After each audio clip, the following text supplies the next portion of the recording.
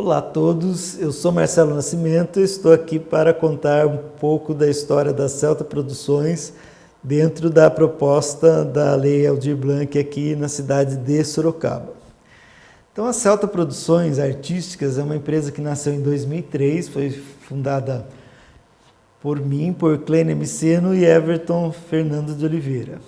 Nós já éramos um grupo, nós já tínhamos um grupo chamado Diesel 27, que já tinha uma atuação de cerca de 2 anos. Nós participamos do projeto Curta Teatro, fizemos a peça Vingança de Lourdinha, que era uma comédia, que viajou, né, pelo estado de São Paulo para várias cidades. Então a gente informalmente já existia enquanto grupo, enquanto associação a gente já existia, já tínhamos feito alguns trabalhos, tanto de vídeo quanto de teatro. Então um dia nós resolvemos formalizar a existência da pessoa, fundar, né, a pessoa jurídica. Então fizemos isso e nasceu a Celta Produções. Foi um nome difícil, às vezes algumas pessoas perguntam por que de Celta, se tem alguma a ver com a Escócia, com os druidas, se tem algum caráter de religião. Mas a verdade, a Celta chama Celta porque era um nome curto e um nome que mais ou menos foi de consenso, né? A gente tinha vários nomes, mas 2 queriam e um queria e o outro tinha dúvida. Então, Celta Produções foi um nome sem um caráter específico. Foi um nome curto que a gente achou que ficava bom. Então, fundamos a Celta Produções em 2003. Daí, já como empresa, nós fundamos em Votorantim, a pedido do contador de histórias, Zé Boca, já que ele fazia vários trabalhos para Votorantim, para a cidade de Votorantim, para a prefeitura. E a gente achou que isso facilitaria um pouco aparecerem mais trabalhos para serem realizados lá na cidade. Então a gente fundou na cidade de Votorantim, em 2003, para poder facilitar os trabalhos lá. E a produtora continuou com o trabalho que a gente já tinha, que era a Vingança de Lourdinha, né, a peça de teatro, viajamos para, como eu disse, para várias cidades, o Everton Fernando fazendo o papel principal da Lourdinha, né, um ator, um homem fazendo papel feminino, e fomos durante 5 anos com a Vingança de Lourdinha. Fizemos também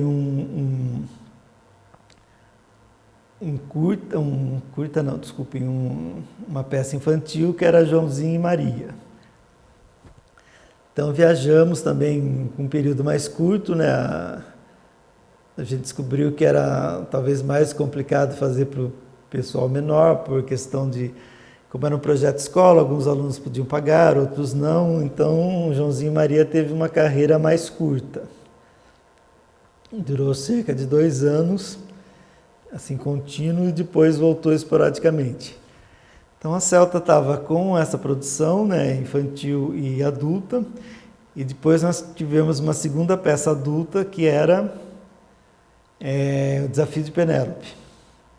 Penélope também falava sobre empoderamento feminino, uma consultora de vendas que tinha que lutar com um bandido perigoso para salvar o grande amor dela, o noivo. Também viajamos bastante, uma peça que teve bastante sucesso, as pessoas gostavam, né? Pediam para a gente voltar.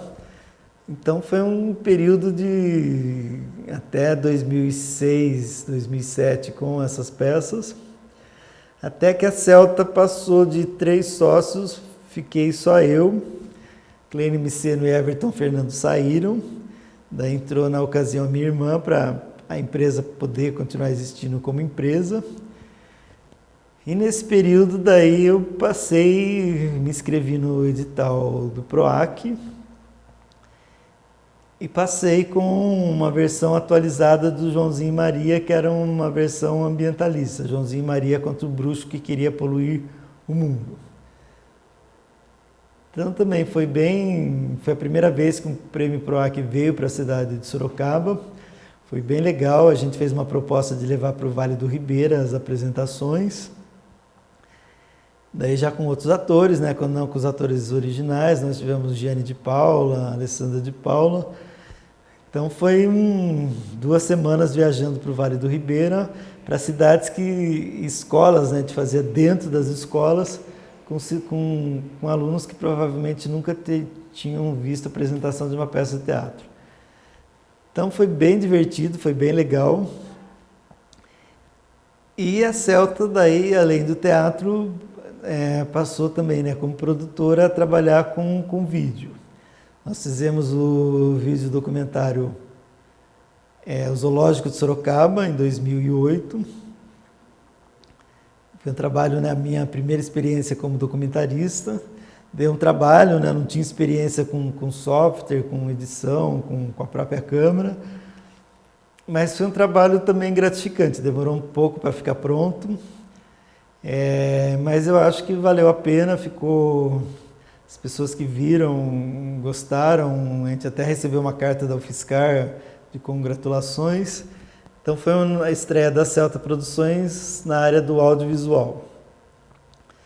E a partir dessas 2 experiências a gente levou mais projetos para o PROAC, nós tivemos divulgação, circulação de peças que nós levamos, o Joãozinho e Maria, nós tivemos prêmio de teatro inédito, que foi novas histórias para antigas histórias para novos ouvidos, nós tivemos contando histórias na biblioteca, que também foi um trabalho muito legal, nós fomos para 10 cidades do Vale do Ribeira, né, cidades talvez até mais distantes do que da primeira apresentação com o Joãozinho e Maria, e também para áreas onde o teatro nunca tinha chegado. Então também foi um trabalho bem legal, bem divertido, viajar por várias cidades. Também tivemos junto ao PROAC um documentário aprovado, que foi sobre causas e contos caipiras, que também contava um pouco da realidade da região. E outros documentários, tivemos falando sobre os espanhóis de Sorocaba, tivemos falando sobre as feiras, e mais recentemente, então, né, tivemos também os documentários falando sobre a história do teatro em Sorocaba, que eu acho que foi talvez meu principal trabalho da Celta Produções, esse de contar a história do teatro em Sorocaba através de várias décadas. E, paralelamente, continuamos também com o teatro, com a peça pela Link de Sorocaba, que foi Faces de uma Mulher, com 3 atrizes, que eram Matilde Santos, Ana Duarte e Maiara Doná. E esse também é apresentado em escolas, mas aí só na cidade de Sorocaba, né? Já que a Link é uma lei municipal. Que também falava sobre a questão do empoderamento feminino. A Celta tem um viés de contar histórias femininas, né? Mulheres que se empoderam, mulheres que superam dificuldades, eu acho que é uma linha bem constante que a gente tem. E daí, posteriormente, né, paralelamente, projetos de contação de história, tivemos projetos de fotografia também, que foi um projeto bem legal, a gente fizemos oficinas de fotografia para em várias cidades da região, fotografamos mulheres também nas cidades da região, uma exposição que foi itinerante, apresentada aqui em Sorocaba, em Salto de Pirapora, Araçoiaba da Serra. Então, acho que foi um trabalho bem legal, bem interessante. E daí, mais recentemente, né, pré-pandemia, o último trabalho foi esse da Faces de uma Mulher, e os teatro, Memórias do Teatro Sorocabana nos anos 2000, que foi o último trabalho antes da pandemia. Agora, nesse período que esperamos que a pandemia esteja terminando, nós estamos desenvolvendo uma série de trabalhos para o PROAC. Nós passamos alguns projetos, mas esses ainda estão para serem realizados. São algumas oficinas virtuais, gravação de espetáculo, e um mais robusto que vai falar sobre o Museus de Sorocaba. Então, são quase 20 anos de Celta Produções, com vários trabalhos realizados, em várias áreas, e a gente quer continuar, né, fazendo mais tempo. Agora eu fiquei enquanto sócio, agora eu estou sozinho, né, a legislação mudou, então eu posso ser um sócio proprietário, administrador sozinho na Celta Produções. E então estamos aí esperando ter mais trabalho pela frente, né, cumprindo a missão de fazer cultura, de levar cultura, de disseminar cultura.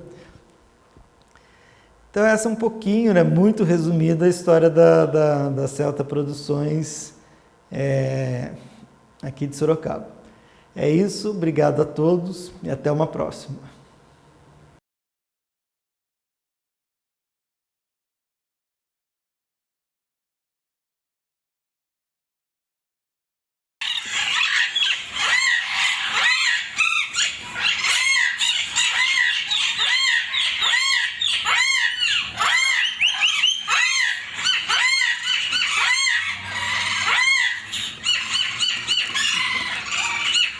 Em 2008, o Zoológico Municipal de Sorocaba completou 40 anos. Um dia de festa, mas essa história começou bem antes. Em 1916, foi criado oficialmente em Sorocaba o primeiro Jardim dos Bichos, na Praça Frei Baraúna, que durou aproximadamente até 1930. Não há histórico de outro zoológico em Sorocaba de 1930 a 1965, data em que a Prefeitura Municipal de Sorocaba determinou o aproveitamento de extensa faixa marginal do rio Sorocaba, construindo um jardim para recreio da população, inaugurado em 1966. Já então a Prefeitura Municipal de Sorocaba estava empenhada nas negociações com a velha chácara Quinzinho de Barros, de propriedade da família Prestes de Barros. Em 30 de novembro de 1966, realizou-se a transferência da chácara para a Prefeitura, dando origem ao Parque Zoológico Municipal Quinzinho de Barros. Lembra que o Festival Ícaro começou exatamente no dia 1º de julho de 89. E o Mantovani estava envolvido até o último fio de cabelo. Todo mundo estava envolvido, que assim, era legal quando a gente tinha um espaço aberto para a gente apresentar a nossa arte, né? E a Prefeitura abriu esse festival, o Festival Ícaro. Eu não lembro quem estava na Federação de Teatro, se era o Mantovani, quem era. Não sei quem estava no comando da direção mesmo, não sei quem era, mas assim, todos os grupos estavam assim, fervilhando, sabe? Estava borbulhando a cidade toda, festival. Então, naquela época, era um clima muito bom de fazer teatro em Sorocaba. Todo mundo, sabe, viajava em todos quanto é grupo, passeava, se conhecia. E festival era a porta de entrada para a gente conhecer os grupos que a gente não conhecia. E eu lembro que eu estava, nessa época, estava com o Mário, com o Valdivino Martins também, que muita gente não sabe mais, que também já foi embora. E nós fizemos o Rápido das Cebolinhas, da Maria Clara Machado. E Qual Meni também participou desse festival, como O Grande Amor de Nossas Vidas, da Consuelo de Castro, que é a direção do Mário Pesce, que eu trabalhei como atriz também. Esse festival estava em tudo quanto é peça, né? Estava num monte de peça. E é isso, tinha assim, uns debates que eram muito bons, né? Eu acho que faz falta hoje em dia esses festivais em Sorocaba. Faz muita falta. Que é um ponto de encontro dos atores. É uma semana que a gente fica todo mundo junto, se vendo todos os dias e discutindo ideias. Então, eu sinto essa falta hoje em dia. Porque hoje os grupos são todos, sabe, não desmerecendo o projeto da Link, que é um projeto maravilhoso, claro, mas assim, são coisas isoladas. A Mari faz uma montagem, não sei quem faz uma montagem. Então, acho que esse projeto, na minha opinião, deveria transformar isso num festival. Não sei como também. É só uma sugestão. Que seria para agregar toda essa família do teatro, da arte, da dança, da música. Porque eu não posso falar de teatro só de teatro. Porque uma peça de teatro a gente tem música, tem dança, então unir essas pessoas. E especificamente do Ícaro dos anos 90, o clima era de festa, então era uma reunião, era o... Era uma festa boa, muito boa, mas era uma festa cultural. E isso eu sinto falta. Acho que não só eu, acho que todos os atores sentem falta, porque eles fazem uma peça, vai para um barzinho, discute, vai embora, às vezes nem vai embora, nem vai para o barzinho, entendeu? Então morre com a gente aquele espetáculo. E não tem debates. Nessa época, todo espetáculo, mesmo que não fosse festival, tinha um debate com a plateia, tinha uma troca. E isso é enriquecedor para o ator, para o diretor, para o contra-regra, para o iluminador. Então eu sinto falta disso e como muita gente deve sentir.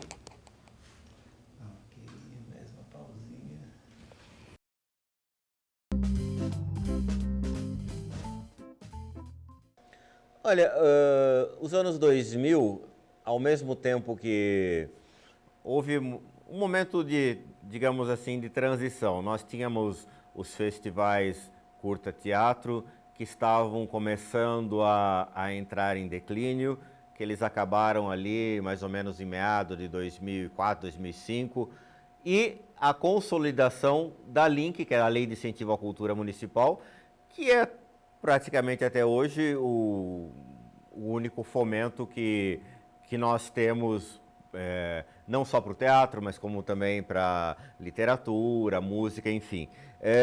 Acho que nos anos 2000 ela não começou exatamente no ano 2000, acho que 1 ou 2 anos antes, mas ela se consolida como principal instrumento que viabilizou grandes produções durante essa década.